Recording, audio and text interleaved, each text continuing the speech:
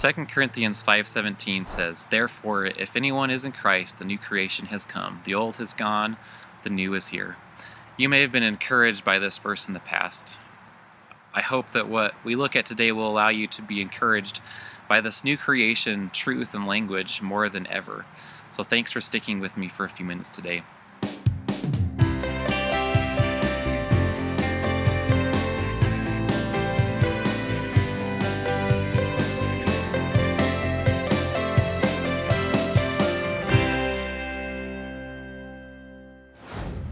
So Jesse here with the GCA team. I'm excited to dig in a bit with you to 2 Corinthians 5:17. First, I'd like to look at the translation of the Greek text of this verse. If translated word for word, the first half of verse 17 would read like this: "Therefore, if anyone in Christ, a new creation." And you may realize that's not fully coherent English, and some verbs must be supplied there in order for it to make good English sense. So often verbs are implied in the Greek text. This is pretty common, although it may seem weird to us, and the translator must supply them when we actually do the English translation. The first verb is easy enough to supply: if anyone is in Christ. There's not a whole lot of different ways to go with that, so I think we can be pretty safe in assuming that's what Paul intended to be understood there. But the second half of the clause is not as easily discernible. Here are some possible translations. For example, did Paul mean the new creation has come, as the NIV says, or did he mean that person is a new creation? That's what it says in an NIV footnote, interestingly enough. Did he mean that there is a new creation? Or did he mean that person belongs to the new creation? So there's some different ways to take that there. But in order to better understand that verse and perhaps clarify this a little bit, let us consider some possible Old Testament background to Paul's new creation language. The prophet Isaiah provides several key passages which likely informed Paul's thinking here. Isaiah 42:1-9 speaks of a servant of the Lord with God's Spirit upon him, who will bring justice to the nations. Verse 9 says, "See, the former things have taken place, and new things I declare. Before they spring into being, I announce them to you." And then on Isaiah 43:18-19, the prophet writes, "Forget the former things, do not dwell on the past. See, I am doing a new thing. Now it springs up. Do you not perceive it?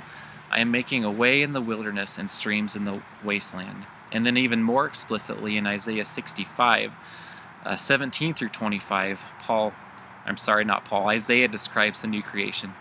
Verse 17 says, "See, I will create a new heavens and a new earth. The former things will not be remembered, nor will they come to mind." And then finally, Isaiah 66:22-23 says, "As the new heavens and the new earth that I make will endure before me, declares the Lord, so will your name and descendants endure. From one new moon to another, and from one Sabbath to another, all mankind will come and bow down before me." And this all mankind perhaps even pointing to the inclusion of the Gentiles in the new covenant. So why are these Old Testament passages relevant to 2 Corinthians?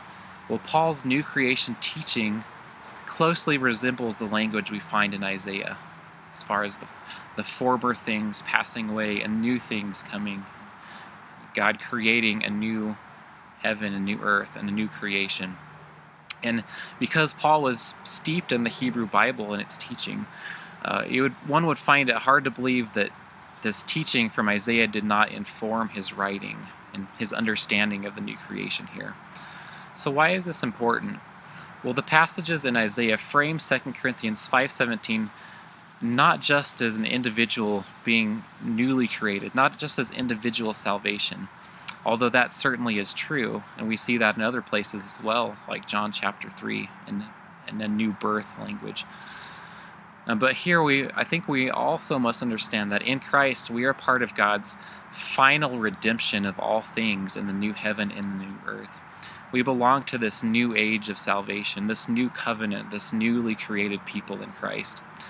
So this means that the new creation that was prophesied in Isaiah has already dawned at Christ's first coming. It hasn't been fully realized, but it's already been inaugurated, already been initiated.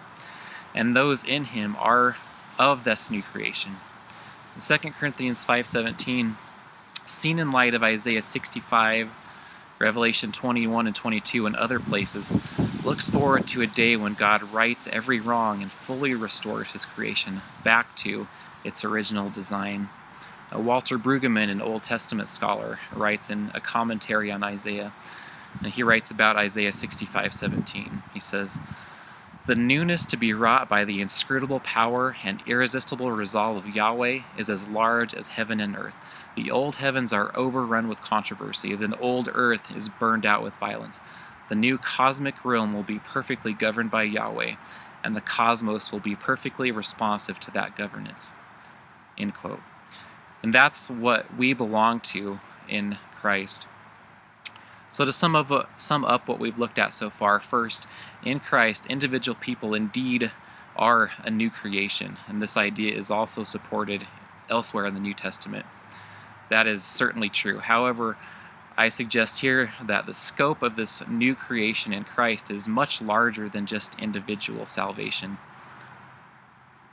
It also points to this cosmic redemption of the heaven and earth and all things that God is going to bring back and redeem.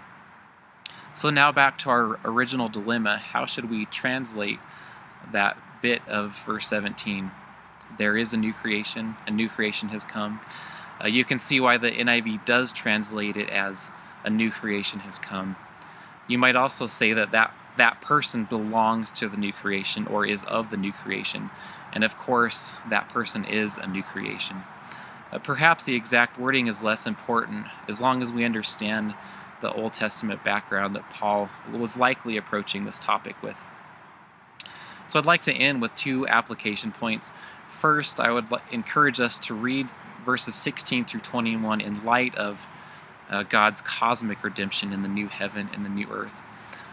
So when it calls us to be ambassadors in that passage, we're ambassadors of God's new age of salvation, to this new creation, to this new way of life, this eternal kingdom where one day God's complete and perfect justice will be fully realized.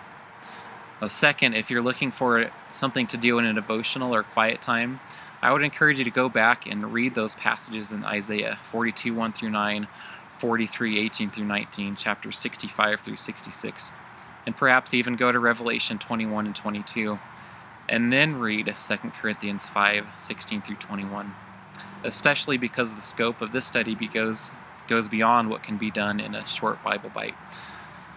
So when you do that, think of how might this background transform your understanding of Paul's teaching in 2 Corinthians. Thanks so much for listening.